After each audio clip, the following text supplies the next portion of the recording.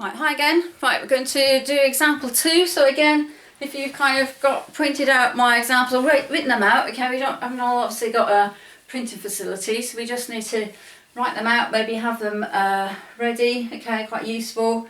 Again, you know, you can actually go through these, try these yourselves before even watching this, or look at the solutions, okay, but I think it's quite, hopefully it's quite useful. Please let me know if you find it actually useful having recorded. Okay, right, so example 2.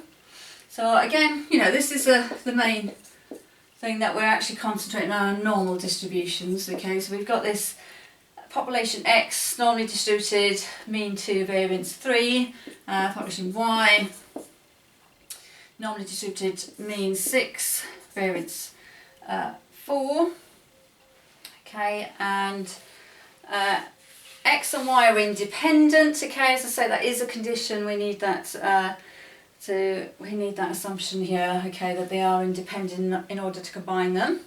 Right, we're told this time we're just given a different variable, W is X plus Y. It just sometimes can be easier, instead of sort of having X plus Y all the time, it's just a little bit easier, more concise to write sort of some other variable. For example, we've got W here just to make things a little bit quicker. So actually I'm going to put W here, okay, so because I want to try and save using that half of my little board, okay, I like to write big.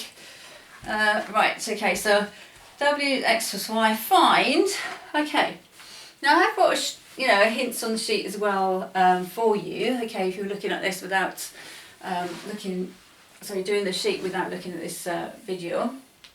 Right, so it says find the probability W greater than 8. Okay, so far we have not worked out any probabilities, okay, you're so familiar obviously with this notation now. Working out, that means straight away I'm working out the probability W is greater than 8. Now in order to do that I need to actually work out what the distribution W is. Okay, so W is X plus Y. So before I can do any probability, which we're going to do the calculations on calculators, so let's work out the mean and the variance then for this W. So mean of W, or mean of X plus Y basically, okay, so what I'm doing is the mean of X plus Y is just your usual Y, just add the averages of your X and your Y distributions, okay, so that's going to be 2 plus 6, so I am thinking 8 in my head, 2 plus 6 is 8, and I'm writing it down instead of, I'm missing out a step, right, so 2 plus 6, which is 8, okay, so we've got the expectation is 8, okay, so and then we've got the variance we need to work out now, so the variance of W is the variance of X plus Y, it's already plus there, so I'm going to definitely remember that I need a plus anyway.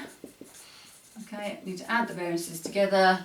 The variance for this question are just written as variances there, they're not written as value squared. It could be written 2 squared, that's not, obviously it's easy to write because it's not a nice number there. So we've got just 3 plus 4, which is 7. Okay, so this W I can say is distributed normal, so we've still got a normal distribution, we're just combining normal distribution together, so we're going to end up with this normal distribution with now mean expected value 8, okay, and the variance is 7. I don't need to know the standard deviation as such, although I do need to be careful writing that in the calculator, okay, so there's a reminder, because you might not have done this for a little while, put in your calculating your normal distribution, so we want the probability greater than 8. Obviously it can help to do, you know, we should always do a little sketch, isn't it? So we've got our means 8, so I always sort of show you a line down the middle. These should be perfectly symmetrical, but they're not with my drawings, okay? So we've got this mean is 8, so you know, that's my middle value is 8 there. Standard deviation, so if I was putting this into the calculator, just remember that your standard deviation value needs to go in, your calculator, and that goes in first. I never understood, maybe someone can enlighten me, of why the calculator has standard deviation first and not the mean first, because that's how it tends to be written. Well, not tends to be written, that's how we should write it in our summaries there. So just remember that you need to do that though if you were doing the calculator. Now you might spot that I don't need to do this in the calculator, do I? Because I'm actually working out the probability greater than 8. I'm actually working out this area here, which we should know, hopefully. Okay, is just a half, or 0.5. I tend to write as decimals there. Okay, so I don't actually need the calculator. If I was doing it in the calculator, don't need to, but I've got the mu value is 8. Okay, so we would have maybe sort of skipped a few steps there. That you're going to your normal distribution, obviously your normal, going to distribution normal. We'd actually be using our NCD. Don't actually use NPD. Don't know why it's on the calculator. It's equal to 0, should be.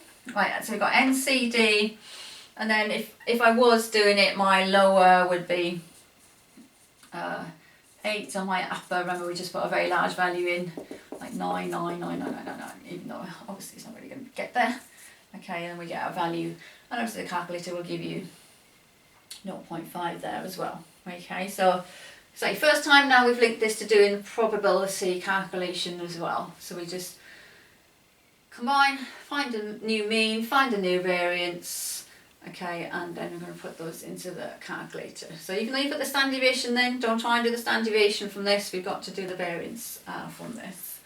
Right, so that was the probability at W greater than 8, and then for B, the same question, so same W defined, etc. We want the probability W less than 10, so probability W less than 10.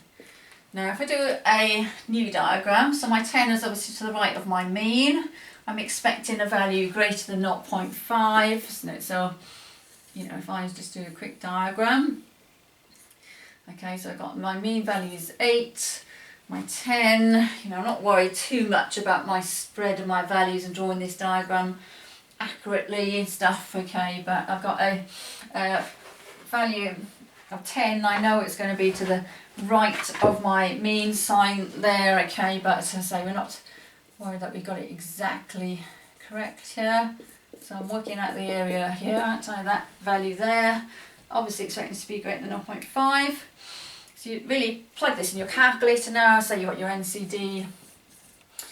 Now we will need to do it in the calculator, there's no way we can work it out without.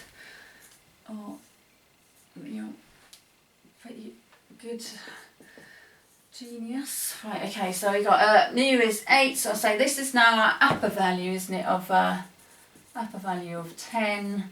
Our lower is just a very small, so negative value, it's 99999 and so on. Okay, and your calculator should give you to 3 different figures. Okay, we've got a 0.7, so I'll write it there, 0.775. Okay, to 3 significant figures. Right, okay, so the new thing there coming into this question then is just, you know, bringing in notation that we can just summarise x plus y, so I'm writing x plus y all the time as w. But, you know, I could write x plus y here, distributed normally 8, 7, okay, just saves a little bit there. And it's a bit messy writing x plus y in these, but, you know, it's possible, there's nothing wrong with it. Okay, but you've got new notation, but also bringing in probability. That was the next step as well, isn't it? Bringing in probability calculations, which is, obviously we've done many of those probability calculations before. Okay, good. So, hope that's okay. So, if you haven't got example 3, it's not, you know, they're not very wordy ones to write out, but you might want to sort of just dig that out while I just wipe the board. And again, I'll sort of do a third little video in a minute. Okay, so to cover example 3. Okay, great. Okay.